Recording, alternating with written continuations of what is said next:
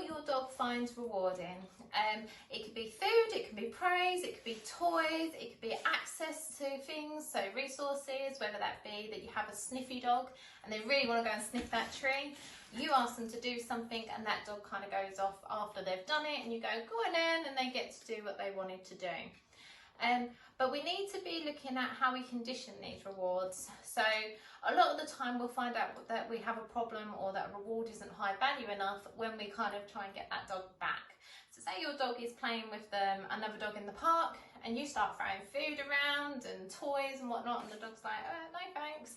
That's when I normally hear my dog's not interested.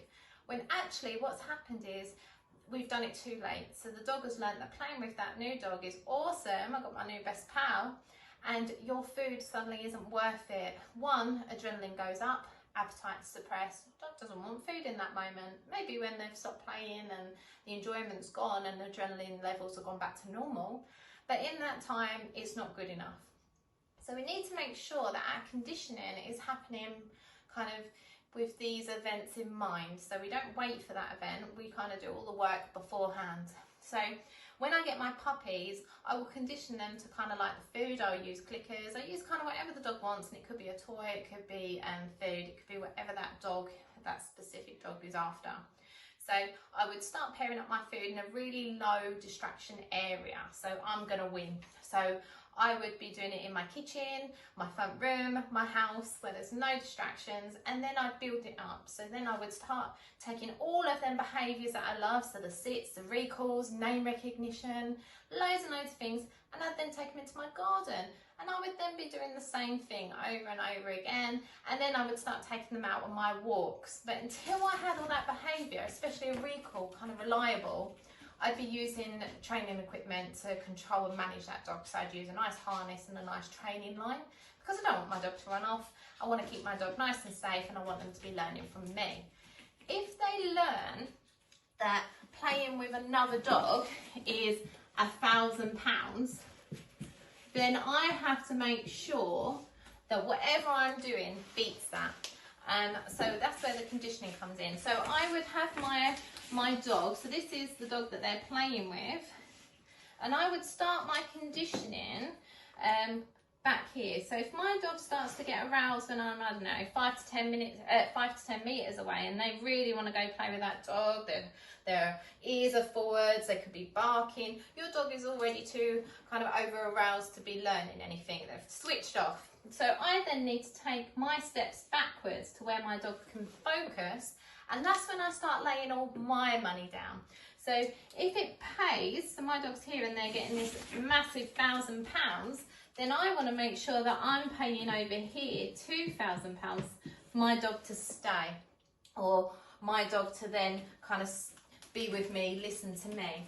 That means that as you kind of close in the gap, so if you then start training your dog here, your dog's going to be more likely to listen until you can do it here and here. We have to put all these little steps in so that our dogs learn.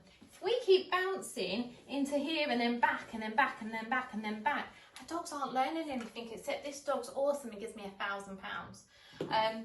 So we've got to make sure that we start putting these steps in before we get to the kind of, no, too late, I'm completely over aroused, can't focus, mind's been blown, and then we kind of lose them. So we've got to make sure that what we're offering, so play around with some rewards. If your dog's tennis ball mad, brilliant.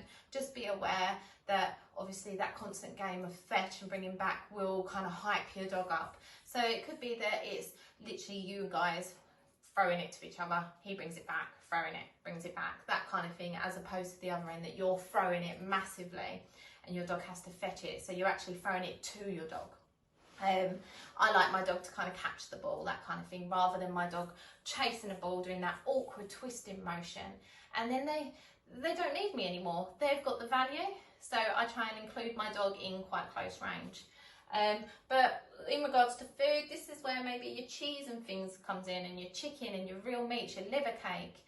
What works in the house won't work outdoors. So if I use Woody's kibble, that might be worth about £50 to him, but if the environment is worth a lot more, I'm always going to lose. So I'm already going out of my front door losing. So then I've got to make sure that I've got enough resources and kind of ammo with me that he's always going to choose me. I want to be the best thing in my dog's life.